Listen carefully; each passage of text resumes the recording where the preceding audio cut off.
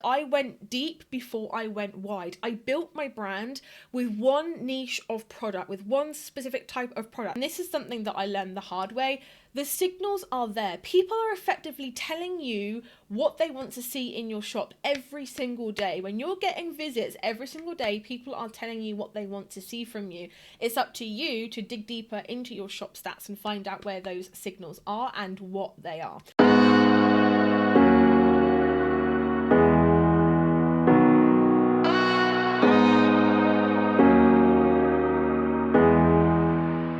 Hello everyone and welcome back to my channel, the place to be if you want to start, run and scale your handmade or creative business on Etsy and beyond. My name is Steph and I am the founder of Handmade Bosses.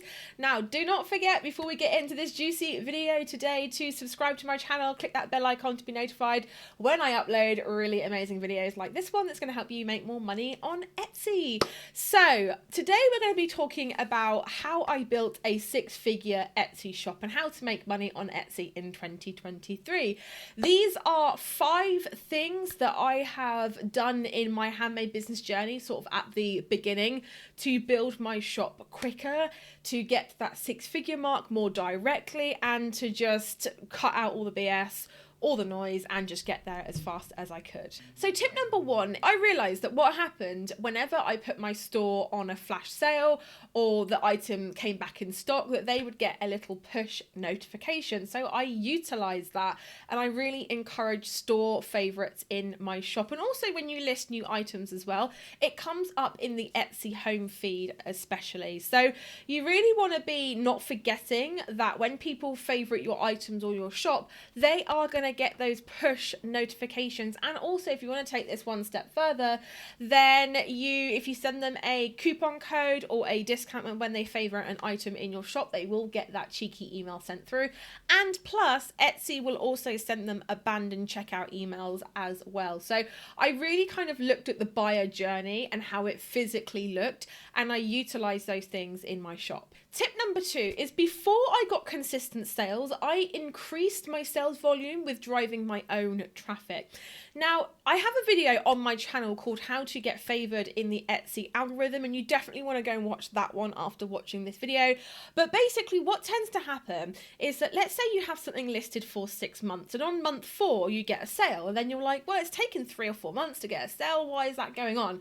And then you'll get like 2 sales the next week, 3 sales the next week. And what's actually happening is that because you are getting sales on that item, or you had 1 sale, Etsy then pushes that up in the algorithm. Effectively what you're doing is Etsy is being sent a trust signal from that listing in your store. So what I did is that I kind of artificially did that by driving my own traffic through marketing, social media, and all of those types of things. So basically what we're doing with this is that we are collapsing that timeline. So instead of waiting 4 months, 6 months, a year for a sell on that one listing, we are collapsing that timeline and getting there faster by driving our own traffic. And that's something that I did definitely do, especially in the beginning of my shop journey. Number 3 is that I niched down to one type of product. I went deep before I went wide. And what I mean by this is, when you go wide, you have a large scope of products. So for me, I started off by selling a lot of different jewelry. It was like minimalist jewelry, big jewelry, colorful jewelry, like small jewelry, monotone jewelry. I had every type of jewelry in my store that you could imagine, right? And then what happened is that my sales started to go down, and I was thinking, well, this makes no sense, because I'm getting more listings in my shop. I have more different types of products. I think I'm bringing in more people, and yet what's happening? I'm getting less sales. And actually what that meant was that I went wide. I was going wide, whereas what I really needed to do was to go deep on one niche of product for one market, for one target audience, for one specific problem at one specific point on their life journey. There's a real layered technique with this. So that's what I did, is that I went deep before I went wide. I built my brand with one niche of product, with one specific type of product. And I sell jewelry, so I am in a saturated market. So I can tell you a thing or two about having a 6-figure store in a saturated market. And the thing is to go deep before you go wide. There's nothing stopping you from stocking more products at a later date, but to kind of get those first initial sales, to get to that 6-figure mark, you only need to niche into one type of product. Bosses, we've been having some really great conversations in today's video. However, I'm here to tell you about this. This is called your conversion rate, and I've actually made for you in the description box below a free 90-minute conversion rate masterclass. So I'm just going to quickly explain to you in 1 minute why this is important. Okay. So this is your Etsy shop and these are your customers. So let's say that you get 100 customers into your store and you have a 1% conversion rate. That means you get one sale, and roughly that's going to be about $30 to £30.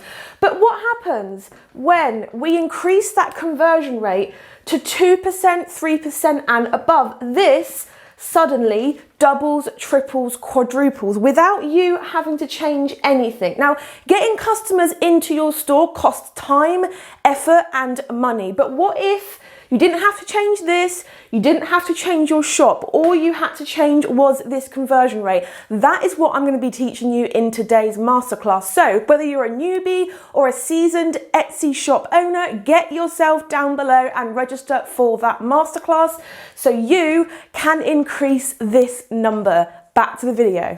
Number 4 is actually going against a lot of advice that people give you online. And that is, I didn't leverage trending products. Okay, so I wanted to be popular and get sales all the time, all year round. So I didn't really leverage like popular products. And what this means is, like, remember when like slime was a thing? There were so many Etsy shops that hopped on the slime bandwagon.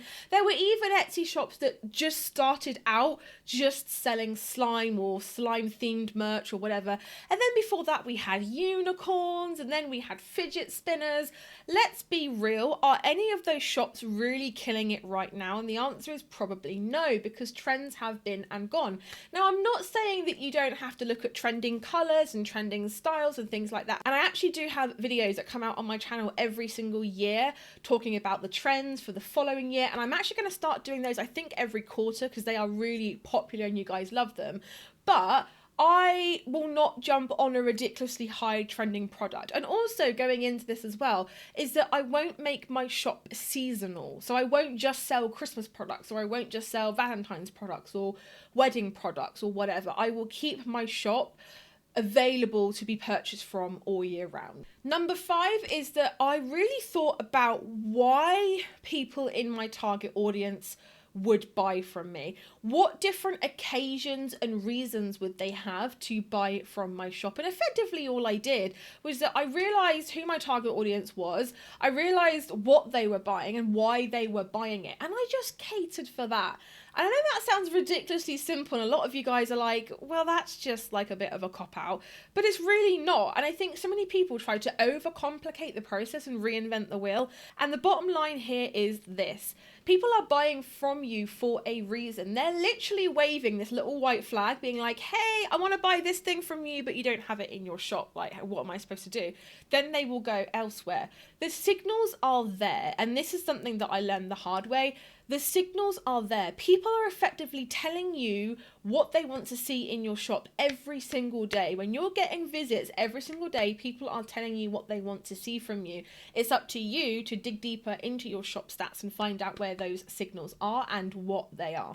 So I was looking into what other things people would favor apart from my shop, what other things people would buy apart from the thing that they bought from my shop. I would look at search terms, listing stats, and all of those things to find those signals. So guys, I really hope that you enjoyed that video. Please do not forget to give it a big thumbs up so that more people can see it in the YouTube algorithm community over competition, guys. Please as well, let me know what you sell in your Etsy shop. I would love to know what it is that you do. But for now, guys, I will catch you in the next video. Bye, everybody.